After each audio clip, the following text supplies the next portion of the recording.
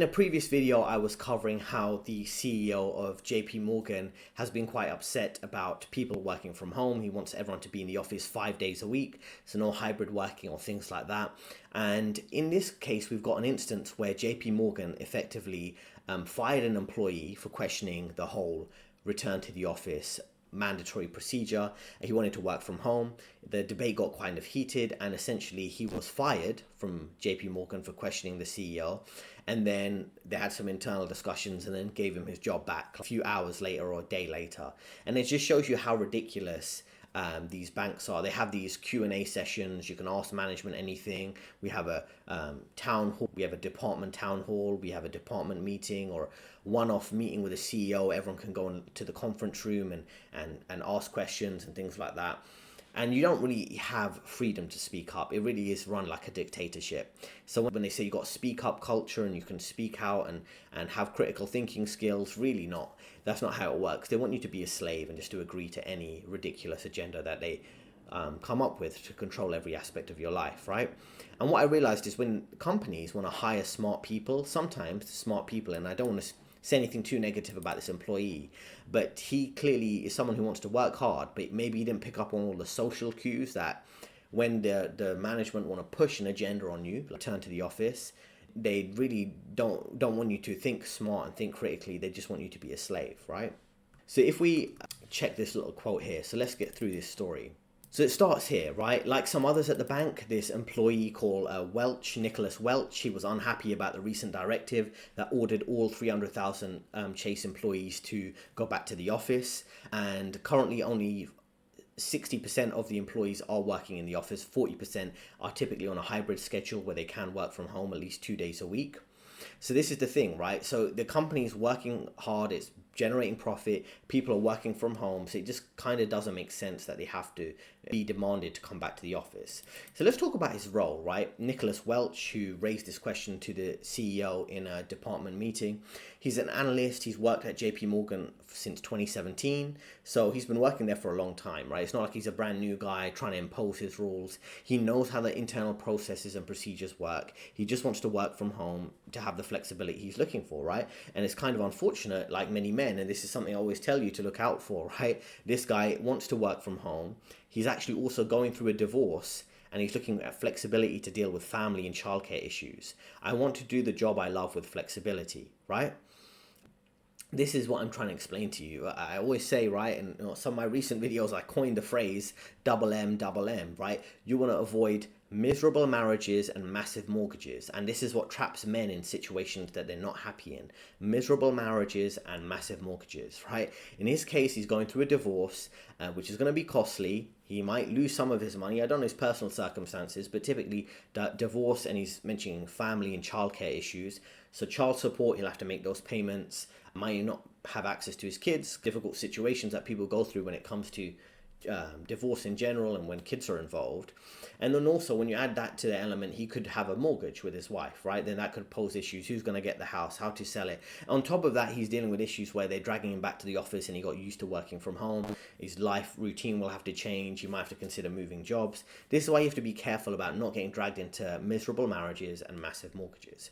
So here he is asking to work from home, and he mentioned here, so what happened was they had this town hall with Jamie Dimon, and then he had prepared a question to ask, right? So a few other employees had been asking questions as part of a Q&A session, those fake sessions where they say you're free to ask anything, but really they want you to simp for the CEO and say they're good and they're great and come up with dumb suggestions that are going to waste people's time but look good on paper. That's what they're actually looking for, right?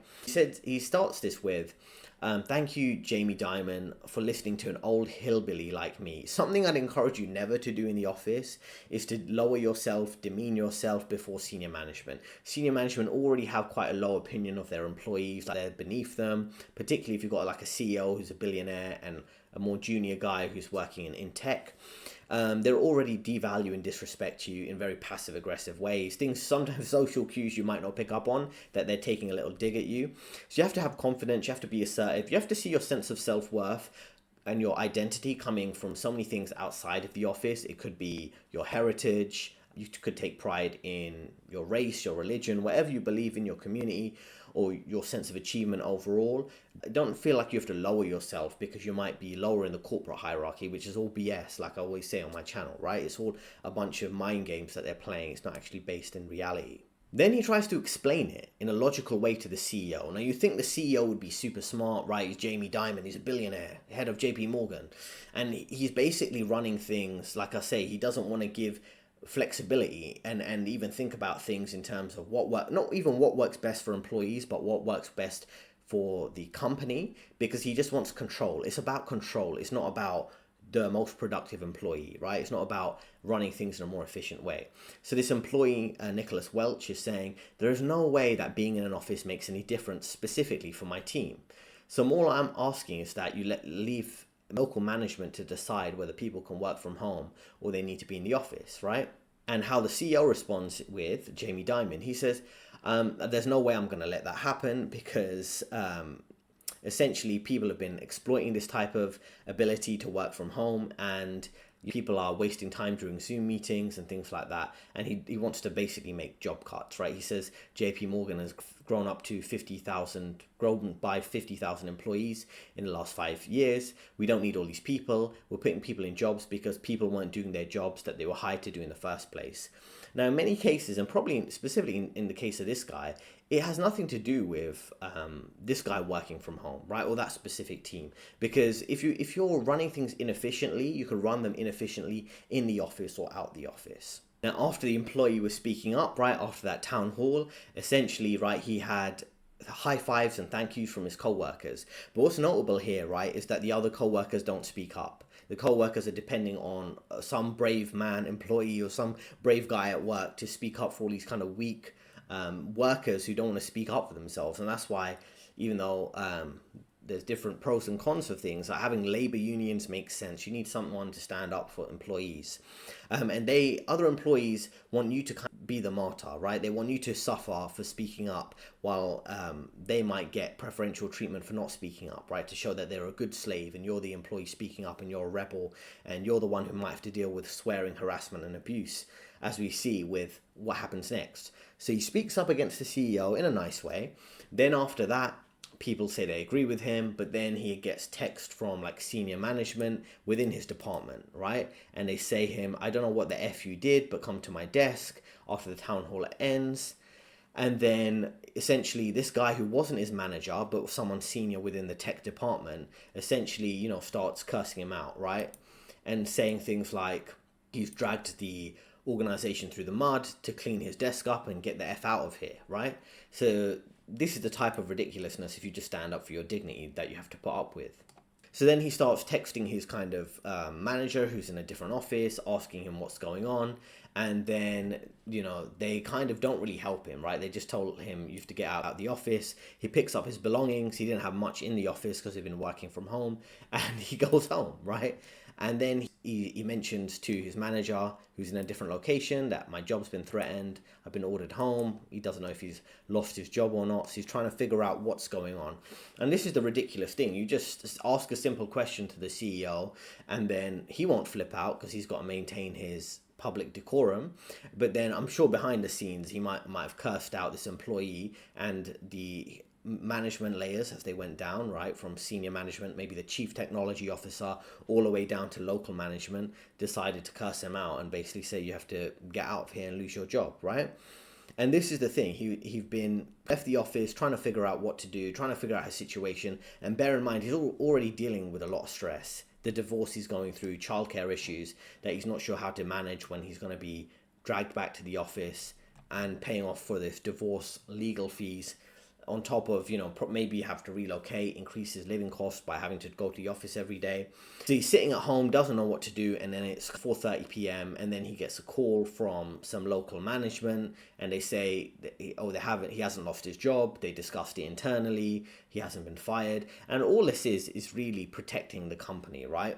What's going on is they have a discussion with him and say, we've discussed internally, the employee who swore at you, everything's been smoothed over. You can come back to work or work from home for now until we have the mandatory work in the office type of scenario. And what's interesting here is what they're doing is they're avoiding a scandal. If this scandal did go viral. Of course, it was on the internet, but for the most part, they've managed to quelch it by keep giving this guy his job back effectively, right? So firstly, there's no consequences for the bully culture. The employee who probably cursed him out is probably senior management who's going to issue a fake apology. Then we've got this guy who's going to get his job back, but I'm sure he's got a target on his back now. So next time they do have layoffs, and it looks like JP Morgan, it keeps hinting they want to cut jobs, it's too inefficient. They want to cut like 10% of their employees. So eventually they're going to draw the conclusion when they're doing the next round of job cuts, when they're firing other employees within tech, they're probably going to add this guy to the list. They'll find some valid reason, maybe one small mistake. He logged in 5 minutes late one day. And they're going to make a big deal about it so they can justify firing him without it being a public storm that he spoke out against work from home. These are the type of situations you're going to see occur, right? And I've dealt with it. I've seen other employees dealt with it. You stand up for yourself, and they'll play the long game to get rid of you without a lawsuit, which is what he's probably going to deal with in a few years. Now, what ends up happening is that just for this simple statement, right, he gets support from others, but like I say, eventually they're going to push him out of the company, and I'm sure you'll see in a couple of years, maybe on his LinkedIn profile, that he's been part of a layoff or he's looking for another job, right? Here it says, other JP Morgan employees who fired or heard about the exchange on Reddit or from himself, the employee Welch, but they didn't see it. They thought he was fired, right? They didn't know what was going on, right? When senior management's yelling at you and telling you to clean out your desk and leave, it's probably being fired on the spot. That's what many people would think. Many people think he's got a level of fame. He's back at work, even if he's working from home. Some people say he's the voice of America for speaking up against these type of ridiculous things. And he's just saying this. He ends with this, and I don't think he can read in between the lines of the situation he's in, which is a layoff is going to come even a few years down the line. A few years down the line is definitely going to be part of a layoff. He says, I want to do the job that I love in a way that I want to do it. That's what I hope to get out of all of this, right? So at least for now, things are fine for him. And then if you see here, JP Morgan bankers are told to find somewhere else to work if they don't want to return to the office 5 days a week. And this could be termed a soft layoff. And a soft layoff is like, get back to the office or we're going to fire you. Do exactly what we're telling you or we're going to fire you. That's the way it's kind of ran, right? And if you look at the first two little lines here, it says, JP Morgan will force the UK staff back into the office for 5 days a week from March 2025. The CEO, Jamie Dimon, is said to be set on workers returning to the office, and people are unhappy with that diktat should look for new jobs. And that's what I mean. A CEO and this idea that capitalism is free innovation of ideas and the best idea wins and it's all about profit. I'm sure JP Morgan, if they do the math, which they must have done, like all other banks, is doing an analysis of how much money can we save with employees working from home versus being in prime real estate in the middle of Manhattan, of Wall Street or many other locations across the world, Canary Wharf in London. When they ran the numbers, they probably could save, I would say, 20% of their employee costs, account costs of people working from home. But they don't want to do that. They want to control every aspect of your life. And even this guy who's like highly skilled at what he does, it's just ridiculous the way they get treated. Now, something I cover as someone who's worked in the finance industry for over a decade, Goldman, Morgan Stanley, and many other top banks, is how to deal with these type of scenarios. Difficult management, how to plan your path to more freedom and flexibility, whether it's working from home, remote careers, self-employment, contract work, so you can have a bit more leverage in terms of what you do. I'll help you map that strategy, how to outsmart office politics like this, how to be a man and stand up for yourself and have dignity and survive and thrive through these difficult environments without these kind of cringe corporate mentors, management trying to control and emasculate you in these type of instances, and how to deal with layoffs, which is becoming increasingly common in the finance, tech, and other major corporate jobs, right? And also, like I say, I build you that prosperity plan in terms of financial freedom so you can have a long-term goal to aim for, whether it's buying property, moving abroad, having other investments to keep you in a more stable position in an increasingly unstable society and economy. So if you found that helpful, let me know in the comments what you think about this employee standing up for himself. And it's very important for you all to kind of think about the dynamics you're dealing with your management. Are they trying to control you? In what ways? How can you increase your leverage? Some people use excuses like childcare to work from home. Some people are looking at some level of flexibility. And I believe the companies, and we're going to go through this in future videos, companies that give a bit more flexibility, not saying you have to work from home all days of the week, but more flexibility will be preferred by increasing numbers of people, because Of course, people want to make a lot of money, right, in any job. But the point is, if people are kind of stuck in this rut in the middle class or lower middle class, and they realize, okay, putting in an extra 5 hours for a little bit of extra money or a little higher status in a job title is not going to change my life that much, people will kind of take a step back and be like, I'd rather take the easier job with maybe slightly lower pay where I can work from home. At least I can enjoy my life, even if I'm not going to make much financial progress. So people want a bit more work-life flexibility if jumping up to the next run of the societal ladder is so expensive and so stressful. More people are, I wouldn't say giving up, but more people are kind of considering taking it easy, right? Or taking a slightly smarter, minimalist path through this crazy economy and job situation. So that's worthwhile bearing in mind. Let me know in the comments, would you stand up for yourself like this employee? What would be your advice for him? My advice for him would be to start looking for the next job, even if you're getting your working from home right now. Maybe look for another remote job for now. There are 2 recommended videos on the screen right now, and I'll see you next time.